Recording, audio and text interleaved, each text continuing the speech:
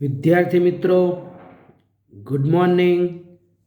હવે આજે આપણે ધોરણ 11માની અંદર અર્થશાસ્ત્રમાં પ્રકરણ 9 એનું નામ છે રાષ્ટ્રીય આવક.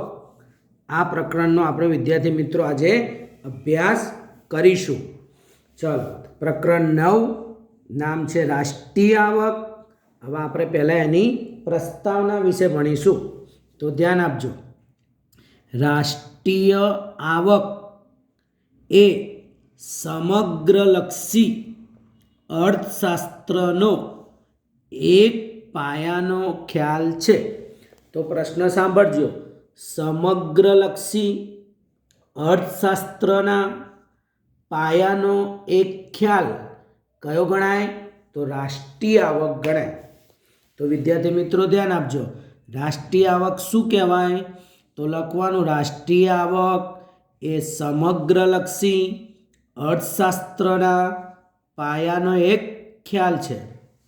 બીજું, રાષ્ટ્રીય આવકના ખ્યાલમાં સમગ્ર અર્થતંત્રની આર્થિક પ્રવૃત્તિને માપવાનો પ્રયાસ થાય છે.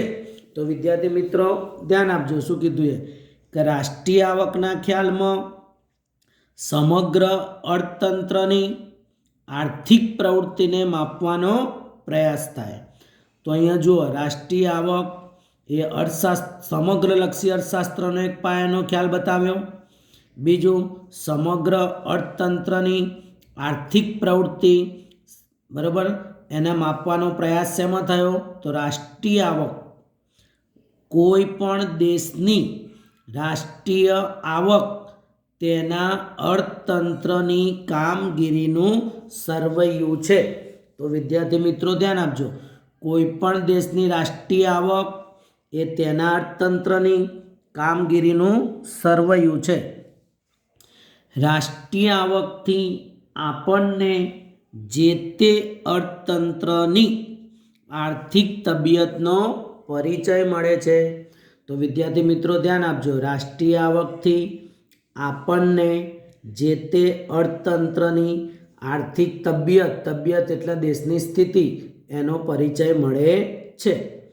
જો અર્થતંત્રની રાષ્ટ્રીય આવક વધુ હોય, અર્થતંત્ર એટલે દેશ, જો દેશની રાષ્ટ્રીય આવક વધતી હોય તો સામાન્ય રીતે દેશ તંદુરસ્તતાની પ્રતીક કહેવાય. એવી રીતે જો અર્થતંત્રની રાષ્ટ્રીય આવક ઓછી હોય અથવા ધીમે ધીમે વધતી હોય તો અર્થતંત્ર ના તંદુરસ્તતાનું પ્રતીક કહેવાય. એનો મતલબ કે વિદ્યાર્થી મિત્રો, જે દેશની રાષ્ટ્રીય આવક વધતી હોય તે દેશની સારી સ્થિતિ કહેવાય, તંદુરસ્ત દેશ કહેવાય. અને જે દેશમાં રાષ્ટ્રીય આવક ઓછી વધતી હોય, ધીમે ધીમે વધતી હોય તો એ અર્થતંત્ર ના તંદુરસ્તતાનું પ્રતીક કહેવાય. હવે વિદ્યાર્થી મિત્રો ધ્યાન આપજો. કોઈ પણ દેશની આર્થિક સમૃદ્ધિના માપદંડ તરીકે રાષ્ટ્રીય આવકનો ઉપયોગ થાય છે. શું કીધું? કે કોઈ પણ દેશની આર્થિક સમૃદ્ધિના માપદંડ તરીકે શાનો ઉપયોગ કરવામાં આવે છે? રાષ્ટ્રીય આવકનો. તો વિદ્યાર્થી મિત્રો, પાઠનું નામ જ છે રાષ્ટ્રીય આવક. એટલે આપણે રાષ્ટ્રીય આવકની એક ગુણના પ્રશ્નમાં પૂછી શકાય એવી વ્યાખ્યાનો અભ્યાસ કરીશું. વ્યાખ્યા ધ્યાન આપજો. આ ચોપડામાં નોંધ કરવાની છે. તો જુઓ, કોઈ પણ દેશમાં વર્ષ દરમિયાન પોતાની મૂડી, શ્રમ, આવા કુદરતી સંપત્તિનો ઉપયોગ કરીને અંતિમ વસ્તુઓ, સેવાઓ આનું ઉત્પાદન થાય એના બજાર મૂલ્યને રાષ્ટ્રીય આવક કહે છે. તો વિદ્યાર્થી મિત્રો વ્યાખ્યા ધ્યાન આપજો. રાષ્ટ્રીય આવકની વ્યાખ્યા એક ગુણના પ્રશ્નમાં પૂછાય તો શું લખવાનું? કોઈ પણ દેશમાં વર્ષ દરમિયાન પોતાની મૂડી, કોઈ પણ દેશમાં વર્ષ દરમિયાન પોતાની મૂડી અને શ્રમ, કુદરતી સંપત્તિ આનો ઉપયોગ કરી અંતિમ વસ્તુઓ, સેવાઓ આનું ઉત્પાદન થાય એના બજાર મૂલ્યનો મતલબ નાણાકીય મૂલ્યને રાષ્ટ્રીય આવક કહે છે. હવે એક ગુણનો પ્રશ્ન કે રાષ્ટ્રીય આવકના ખ્યાલો કયા કયા? તો રાષ્ટ્રીય આવકના ખ્યાલોમાં છે જીએનપી, બીજું છે એનએનપી, ત્રીજું છે જીડીપી અને ચોથું છે એનડીપી. એક ગુણના પ્રશ્નમાં પૂછાય. આ બધા રાષ્ટ્રીય આવકના ખ્યાલ છે. તો ધ્યાન આપજો. રાષ્ટ્રીય આવકના ખ્યાલો કયા કયા આપ્યા?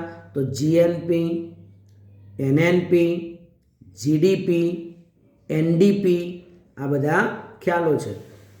તો વિદ્યાર્થી મિત્રો, હવે આપણે આગળ જોઈશું કે દેશની સરખામણી માટે તેનો ઉપયોગ થાય. કોઈ પણ દેશની સરખામણી કરવી હોય તો એ માટે રાષ્ટ્રીય આવકનો ઉપયોગ થાય છે. ઉપરાંત રાષ્ટ્રીય આવક ખરેખર શું છે, તે કેવી રીતે સર્જાય છે, તેને કેવી રીતે માપી શકાય છે, માપવાની જુદી જુદી પદ્ધતિઓ કઈ કઈ છે, રાષ્ટ્રીય આવકની માપણી વખતે કેટલીક સમસ્યાઓ સર્જાય છે, દેશની નાણાકીય આવક જાણવી જોઈએ, વાસ્તવિક આવક જાણવી જોઈએ, આ બધી જ બાબતોનો આપણે પરિચય મેળવીએ. તો વિદ્યાર્થી મિત્રો, આમાંથી કશું કામનું છે નહીં. હવે જે વસ્તુ આપણે નોંધ કરવાની છે, કામની છે, એ ફરી એક વખત ધ્યાન આપજો. ચલો, પાઠ 9ની અંદર આપણે નામ છે રાષ્ટ્રીય આવક. એટલે પહેલો પ્રશ્ન છે કે રાષ્ટ્રીય આવક એ કોનો ખ્યાલ બતાવ્યો? તો રાષ્ટ્રીય આવક એ સમગ્રલક્ષી અર્થશાસ્ત્રનો એક પાયાનો ખ્યાલ છે. એટલે પ્રશ્ન પૂછી શકાય, રાષ્ટ્રીય આવક એ કયો ખ્યાલ કહેવાય? સમગ્રલક્ષી અર્થશાસ્ત્રનો એક પાયાનો ખ્યાલ. અથવા ઊંધો પ્રશ્ન, સમગ્રલક્ષી અર્થશાસ્ત્રના પાયાનો ખ્યાલ કયો ગણાય? તો આપણે લખવાનું રાષ્ટ્રીય આવક. ચલો, બીજું, રાષ્ટ્રીય આવકના ખ્યાલમાં સમગ્ર અર્થતંત્રની આર્થિક પ્રવૃત્તિને માપવાનો પ્રયાસ થાય છે. તો ધ્યાન આપજો, સમગ્ર અર્થતંત્રની આર્થિક પ્રવૃત્તિને માપવાનો પ્રયાસ શેમાં થાય? રાષ્ટ્રીય આવક. રાષ્ટ્રીય આવકથી દેશનું શું જાણી શકાય? તો રાષ્ટ્રીય આવક દ્વારા સમગ્ર અર્થતંત્રની આર્થિક સ્થિતિ એને માપી શકાય, એને જાણી શકાય. એટલે આ બે પ્રશ્નો થયા. હવે ધ્યાન આપજો, રાષ્ટ્રીય આવકથી આપણને જે તે અર્થતંત્રની આર્થિક તબિયતનો પરિચય મળે છે. કોઈ પણ દેશની વિદ્યાર્થી મિત્રો આપણે રાષ્ટ્રીય આવક જાણીશું તો એનાથી આપણે અર્થતંત્રની આર્થિક દેશની પરિસ્થિતિ કેવી છે એનો પરિચય મળે છે. જો અર્થતંત્રની રાષ્ટ્રીય આવક વધતી હોય તો એ દેશ કેવો કહેવાય? તંદુરસ્ત કહેવાય. એનો મતલબ દેશ સમૃદ્ધ કહેવાય. જે દેશની રાષ્ટ્રીય આવક વધે તો એ દેશ તંદુરસ્તતાનું પ્રતીક કહેવાય. હવે ધ્યાન આપો, જો અર્થતંત્રની રાષ્ટ્રીય આવક ઓછી હોય કાં તો દેશમાં રાષ્ટ્રીય આવક ધીમે ધીમે વધતી હોય તો એ અર્થતંત્ર ના તંદુરસ્તતાનું પ્રતીક કહેવાય. એનો મતલબ જે દેશની રાષ્ટ્રીય આવક વધુ એ દેશ તંદુરસ્ત કહેવાય, દેશની સ્થિતિ સારી કહેવાય. અને જે દેશમાં રાષ્ટ્રીય આવક ધીમે ધીમે વધતી હોય અથવા વધતી ન હોય તો એ અર્થતંત્ર એની ના તંદુરસ્તતાનું પ્રતીક, એટલે દેશનો વિકાસ સારો કહેવાય નહીં. એટલે રાષ્ટ્રીય આવક દ્વારા દેશનો વિકાસ આપણે જાણી શકાય.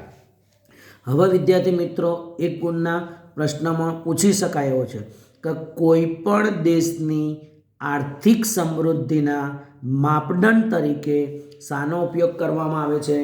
તો કોઈ પણ દેશની આર્થિક સમૃદ્ધિના માપદંડ તરીકે રાષ્ટ્રીય આવકનો ઉપયોગ કરવામાં આવે છે. તો કોઈ પણ દેશની આપણે આર્થિક સમૃદ્ધિ જોવી હોય તો શાના દ્વારા જાણી શકાય? રાષ્ટ્રીય આવક. હવે વિદ્યાર્થી મિત્રો ધ્યાન આપજો, આ પાઠનું ટાઇટલ છે, એની વ્યાખ્યા છે, એટલે પૂછાશે જ.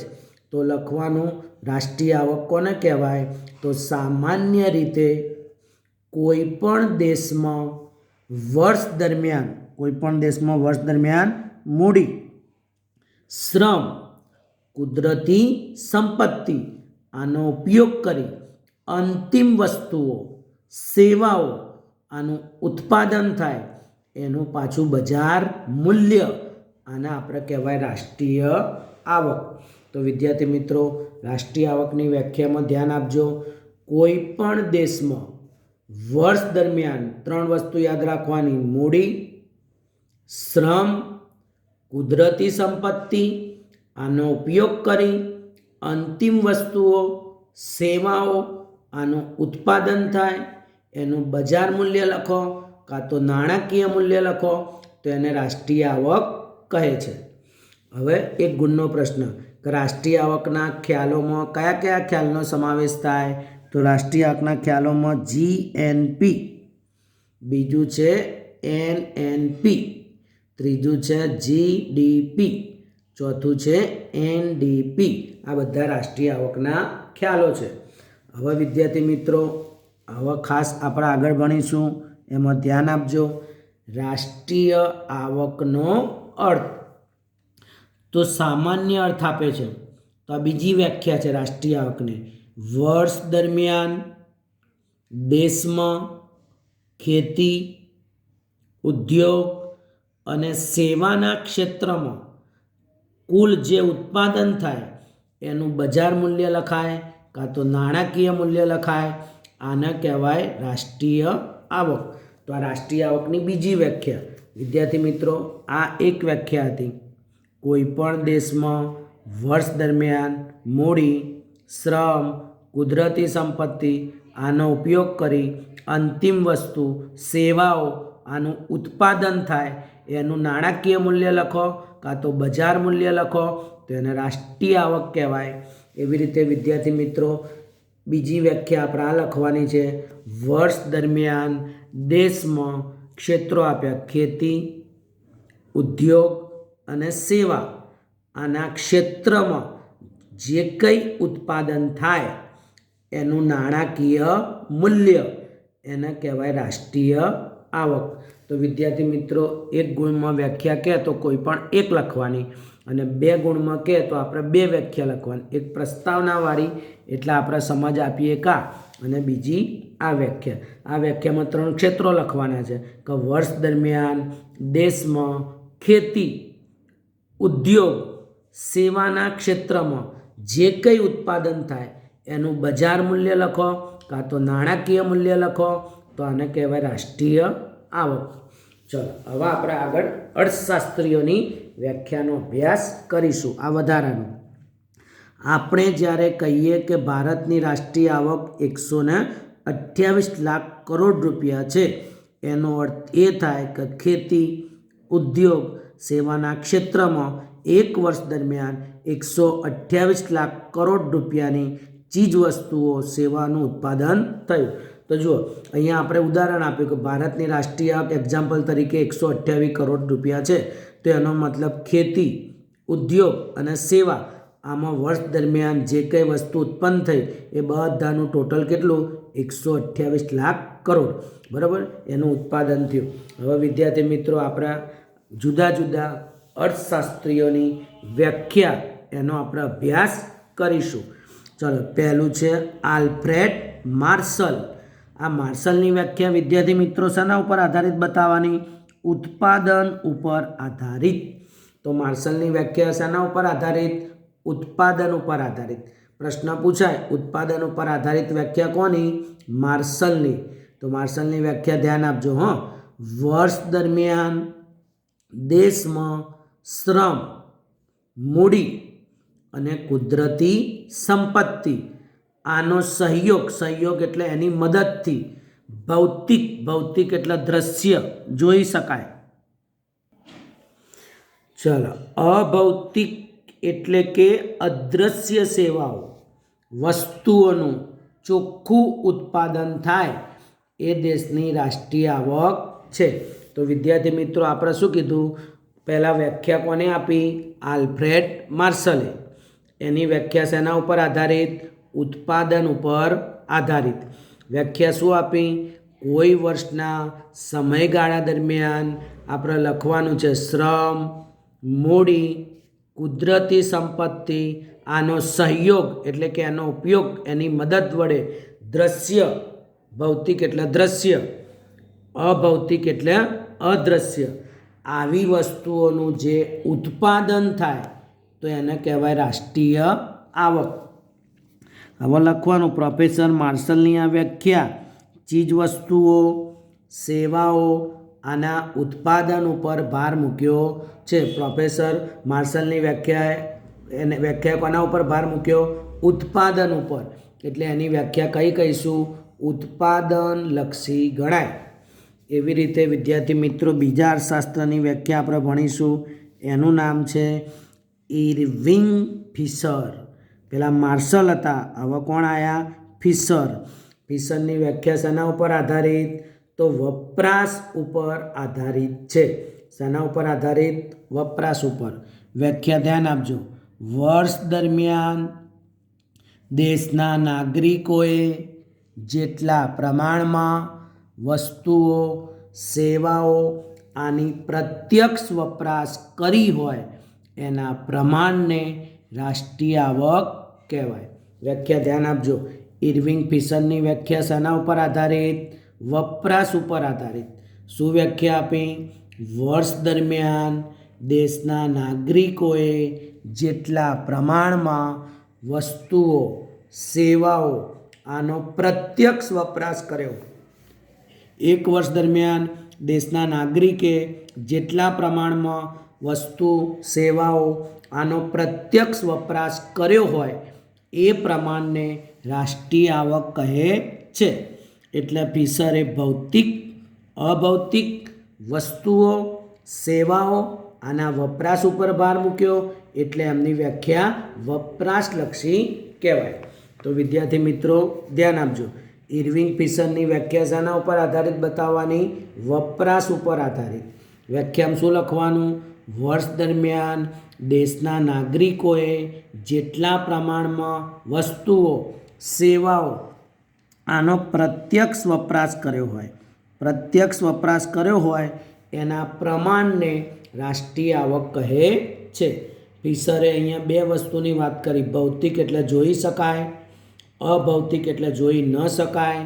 આવી વસ્તુ સેવાઓનો વપરાશ ઉપર ભાર મૂક્યો એટલે એમની વ્યાખ્યા કેવી બતાવી? વપરાશલક્ષી વ્યાખ્યા ગણાવી. હવે આયા એસી પીગુ. પીગુની વ્યાખ્યા શાના ઉપર આધારિત છે? તો પીગુની વ્યાખ્યા નાણાં ઉપર આધારિત છે. પ્રોફેસર એસી પીગુ. એસી પીગુની વ્યાખ્યા શાના ઉપર આધારિત? નાણાં ઉપર આધારિત. તો આપણે વ્યાખ્યા જ્યારે સ્ટાર્ટ થશે ત્યારે કહીશ. તો જુઓ, રાષ્ટ્રીય આવક વસ્તુ અને સેવાઓનો એવો પ્રવાહ છે કે જેની ચૂકવણી નાણાં દ્વારા કરવામાં આવી હોય, જેને નાણાંમાં સહેલાઈથી રજૂ કરી શકાય. હવે વિદ્યાર્થી મિત્રો વ્યાખ્યા આપણે આ લખવાની. બીજા શબ્દમાં કહીએ તો વ્યાખ્યા અહીંથી સ્ટાર્ટ કરવાની. ચાલો, વ્યાખ્યામાં આપણે એવું કીધું કે વિદેશી આવક સહિતની સમાજની કુલ આવક જે નાણાંની મદદ વડે સરળતાથી માપી શકાય છે એને રાષ્ટ્રીય આવક કહે છે. તો વિદ્યાર્થી મિત્રો એસી પીગુ એની વ્યાખ્યા શેના ઉપર આધારિત? નાણાં ઉપર આધારિત. એની વ્યાખ્યાના શબ્દો કયા? તો વિદેશી આવક સહિતની, વિદેશની આવક તેમજ સમાજની કુલ આવક જે નાણાંની મદદ વડે સરળતાથી માપી શકાય આને રાષ્ટ્રીય આવક કહે છે. પીગુની વ્યાખ્યાની અંદર નાણાં ઉપર, પૈસા ઉપર ભાર મૂક્યો એટલે એની વ્યાખ્યા નાણાંલક્ષી કહેવાય. તો અહીંયા વિદ્યાર્થી મિત્રો આપણે 2 થી 3 ગુણનો એક પ્રશ્ન થયો કે જુદા જુદા અર્થશાસ્ત્રીએ આપેલી અર્થશાસ્ત્રીઓએ આપેલી રાષ્ટ્રીય આવકની વ્યાખ્યા. એમાં 3 અર્થશાસ્ત્રીઓ ભણ્યા. એક આલ્ફ્રેડ માર્શલ, બીજું ઇરવિંગ ફિશર અને ત્રીજું એસી પીગુ. તો એમાં આલ્ફ્રેડ માર્શલની વ્યાખ્યા શેના ઉપર આધારિત બતાવવાની? ઉત્પાદન ઉપર આધારિત. કોઈ વાર પ્રશ્ન પૂછાય ઉત્પાદન ઉપર આધારિત રાષ્ટ્રીય આવકની વ્યાખ્યા કોને આપી? આલ્ફ્રેડ માર્શલે. ચલો, હવે આવ્યા ઇરવિંગ ફિશરની વ્યાખ્યા શાના ઉપર આધારિત બતાવી? વપરાશ ઉપર આધારિત. તો વપરાશ ઉપર આધારિત રાષ્ટ્રીય આવકની વ્યાખ્યા કોને આપી? તો ઇરવિંગ ફિશરે. અને પીગુની વ્યાખ્યા શાના ઉપર આધારિત? નાણાં ઉપર આધારિત. પ્રશ્ન પૂછાય નાણાં ઉપર આધારિત વ્યાખ્યા કોને આપી? પીગુએ. હવે આ 3 અર્થશાસ્ત્રીઓની આપણે ફરી એક વખત વ્યાખ્યાની સમજ મેળવશું. ચલો, માર્શલે આપણે કીધું માર્શલની વ્યાખ્યા ઉત્પાદન ઉપર આધારિત છે. વ્યાખ્યાના શબ્દો યાદ રાખવાના: વર્ષ દરમિયાન, દેશમાં, શ્રમ અને મૂડી આવા કુદરતી સંપત્તિ સાથે સહયોગ થવાથી. વ્યાખ્યા શું લખવાની? વર્ષ દરમિયાન, દેશમાં, શ્રમ, મૂડી, કુદરતી સંપત્તિ આનો મદદ વડે ભૌતિક એટલે દ્રશ્ય, અભૌતિક એટલે કે અદૃશ્ય સેવાઓ આનું ચોખ્ખું ઉત્પાદન થાય. આને કહેવાય દેશની રાષ્ટ્રીય આવક. હવે આપણે ફિશરની વ્યાખ્યા શાના ઉપર આધારિત બતાવી? વપરાશ ઉપર આધારિત. વ્યાખ્યા લખવાની: વર્ષ દરમિયાન દેશના નાગરિકોએ જેટલા પ્રમાણમાં વસ્તુઓ, સેવાઓ આનો પ્રત્યક્ષ વપરાશ કર્યો હોય એ પ્રમાણને રાષ્ટ્રીય આવક કહેવાય. હવે આયા એસી પીગુ. પીગુની વ્યાખ્યા નાણાં ઉપર આધારિત છે. લખવાનું છે વ્યાખ્યા આરે લખવાની: વિદેશી આવક સહિતની આવક, સમાજની કુલ આવક જે નાણાંની મદદ વડે સરળતાથી માપી શકાય આને રાષ્ટ્રીય આવક કહે છે. શું કીધું? વિદેશી આવક સહિતની, સમાજની કુલ આવક જે નાણાંની મદદ વડે માપી શકાય એને રાષ્ટ્રીય આવક કહેવાય. એટલા માટે પીગુની વ્યાખ્યામાં નાણાં ઉપર ભાર મૂક્યો એટલે નાણાંલક્ષી વ્યાખ્યા ગણાય. હવે વિદ્યાર્થી મિત્રો, આ 3 વ્યાખ્યામાંથી આપણને શું તારણ પ્રાપ્ત થાય? તો ધ્યાન આપો. પહેલું, રાષ્ટ્રીય આવક એ એક વર્ષના ચોક્કસ સમયગાળામાં થયેલી આવકનું માપ છે. તો રાષ્ટ્રીય આવક શું છે? તો એક વર્ષના સમયગાળામાં દેશની થયેલી આવકનું માપ છે. બીજું, રાષ્ટ્રીય આવકમાં અંતિમ વસ્તુઓ, સેવાઓ એને ધ્યાનમાં લેવાય છે. રાષ્ટ્રીય આવકમાં દેશમાં છેલ્લામાં છેલ્લી જે કંઈ વસ્તુ કે સેવા બની હોય એ ધ્યાનમાં લેવાય. ત્રીજું, અંતિમ વસ્તુ, સેવાઓ આનું નાણાકીય મૂલ્ય રાષ્ટ્રીય આવક છે. અંતિમ વસ્તુ અને સેવાઓ જે કંઈ બની હોય એનું બજાર મૂલ્ય રાષ્ટ્રીય આવક છે. ઘસારો બાદ કરીને રાષ્ટ્રીય આવક ગણવામાં આવે છે. કોઈ પણ વસ્તુ બનાવીએ તો મશીનની અંદર જે ઘસારો લાગુ પડે એ બાદ કરીને રાષ્ટ્રીય આવક ગણવામાં આવે છે. હવે આયા વસ્તુ અને સેવાનું ઉત્પાદન, વપરાશ થવી જોઈએ. આપણે જે કંઈ વસ્તુ કે સેવાનું ઉત્પાદન કરીએ એનો પણ વપરાશ થવો જોઈએ. તો વિદ્યાર્થી મિત્રો, કોઈ વાર પૂછી શકાય કે ભાઈ રાષ્ટ્રીય આવકની વ્યાખ્યાના તારણો વિશે જણાવો. તો પહેલું, રાષ્ટ્રીય આવક એ એક વર્ષના સમયગાળામાં મળેલી આવકનું માપ છે.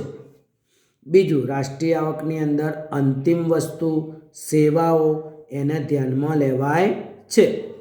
ત્રીજું, અંતિમ વસ્તુ, સેવાઓ આનું નાણાકીય મૂલ્ય રાષ્ટ્રીય આવક છે. રાષ્ટ્રીય આવકમાં ઘસારો બાદ કરવામાં આવે પછી રાષ્ટ્રીય આવક ગણવામાં આવે છે. વસ્તુ અને સેવાનું જે ઉત્પાદન થાય અથવા એનો વપરાશ પણ થવો જોઈએ. તો વિદ્યાર્થી મિત્રો, આજના આપણા લેક્ચરની અંદર 9મા પાઠમાં આપણે વાત કરી. તો પહેલાં પ્રસ્તાવનામાં પ્રશ્નો આપણે ટીક કરાયા, એ બધા પ્રશ્નો એક એક વાક્યના છે એ નોંધ કરવા. બીજું, રાષ્ટ્રીય આવકનો અર્થ, એમાં 2 વ્યાખ્યા લખવાની છે. એક પ્રસ્તાવનામાંથી વ્યાખ્યા લખવાની છે અને એક નીચે આપી છે અર્થશાસ્ત્રી માર્શલ આપી એના ઉપરની વ્યાખ્યા. આમ 2 વ્યાખ્યા લખવાથી 2 ગુણનો પ્રશ્ન થાય, રાષ્ટ્રીય આવકનો અર્થ. હવે વિદ્યાર્થી મિત્રો લખવાનું છે માર્શલ, ફિશર અને પીગુ આ અર્થશાસ્ત્રીઓએ આપેલી અર્થશાસ્ત્રની વ્યાખ્યાઓ. તો દરેક વ્યાખ્યા લખતા પહેલાં આપણે લખવાનું કે માર્શલની વ્યાખ્યા ઉત્પાદન ઉપર આધારિત, પછી વ્યાખ્યા લખવાની. ફિશરની વ્યાખ્યા વપરાશ ઉપર આધારિત, પછી વ્યાખ્યા લખવાની.